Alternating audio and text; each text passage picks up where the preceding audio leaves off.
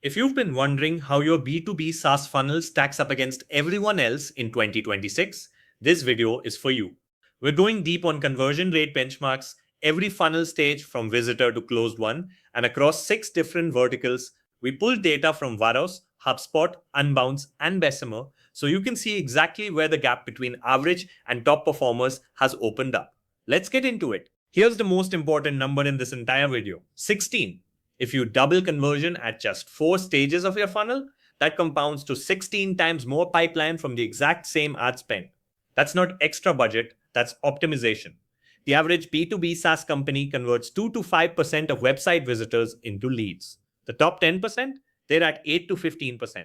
That gap has widened in 2026, and the companies that understand why are building an enormous compounding advantage. Here are the full funnel benchmarks for 2026.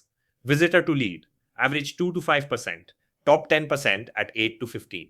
Lead to MQL, 40 to 60 average, top performers at 70 to 80. MQL to SQL, 25 to 40 average, top performers at 39 to 40. SQL to opportunity, 50 to 70 average, elite teams at 80 to 90. And opportunity to closed one, 15 to 25 average, up to 30 to 40 for the best.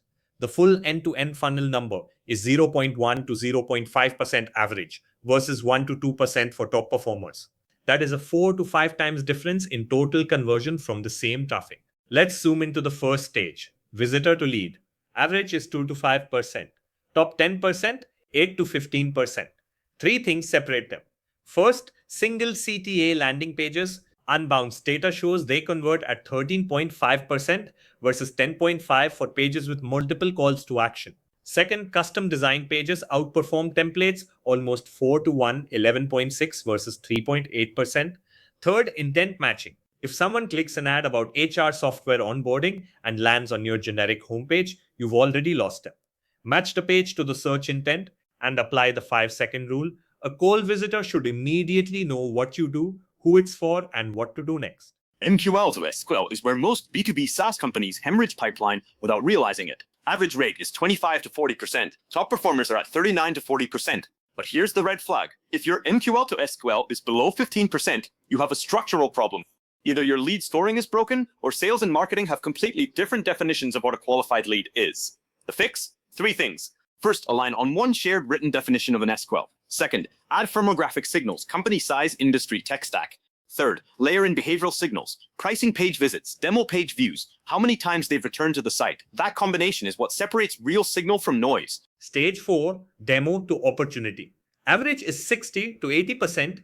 Elite sales teams are converting 90% or more of demos into opportunities.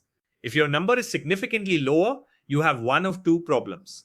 Either unqualified leads are reaching demos, which is an upstream problem you fix by tightening your MQL and SQL definitions, or the demos themselves are failing. The fix for the second problem is moving away from the feature tour and toward a problem-fit conversation. Start with their business problem. Build the demo around that specific pain.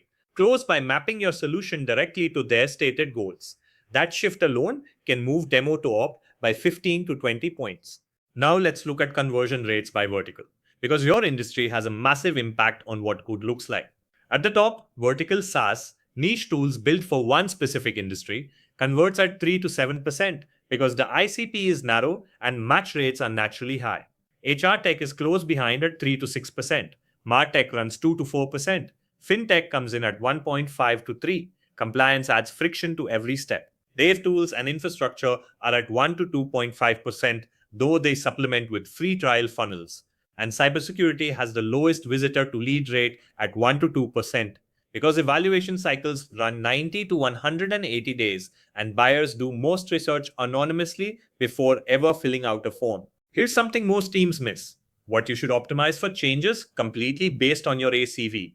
At a 15K ACV, your visitor to lead rate should be 3 to 6%. You need volume. At 50K ACV, you're balancing volume and quality at 2 to 4%. At 100K plus ACV, a 1 to 2.5% visitor to lead rate is completely normal. What matters at that level is eSQL quality, not raw lead count. If you're a high ACV enterprise business obsessing about visitor to lead rate, you're optimizing the wrong metric. Focus on demo quality, pipeline velocity, and win rate instead. You don't need to fix everything at once. Here's the single highest leverage move at each stage.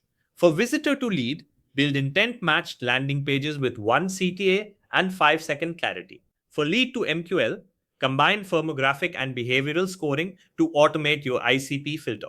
For MQL to SQL, implement signal enhancement and align sales and marketing on a single written SQL definition.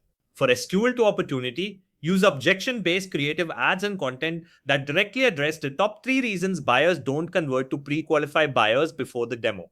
And for opportunity to closed won, multi-touch pipeline nurturing across email, LinkedIn, and retargeting.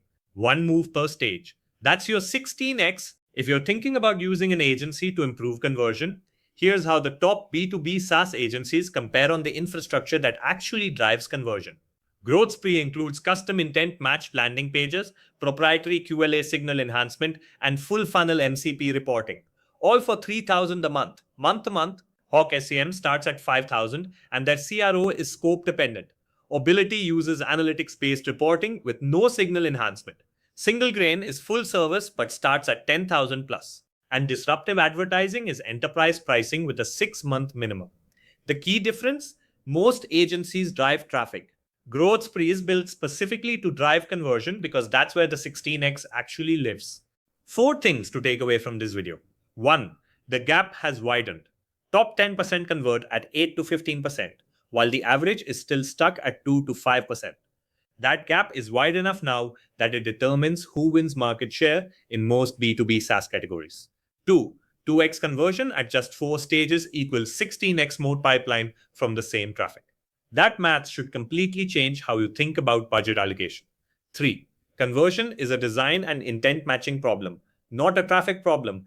Most companies throw more money at ads when they should be fixing their landing pages. And 4. The data is clear. Single CTA pages convert at 13.5 versus 10.5%. Custom pages hit 11.6 versus 3.8 for templates. These aren't small differences. They compound. That's a wrap on B2B SaaS conversion rate benchmarks for 2026. If you want to see exactly where your funnel stands against these numbers and find your single biggest conversion gap, Growth Spree offers a free conversion audit. You'll get a benchmark comparison, a clear picture of where you're leaving pipeline on the table, and a custom roadmap to fix it, all for $3,000 a month. No long-term contracts. Head to growthspreeofficial.com to book your audit.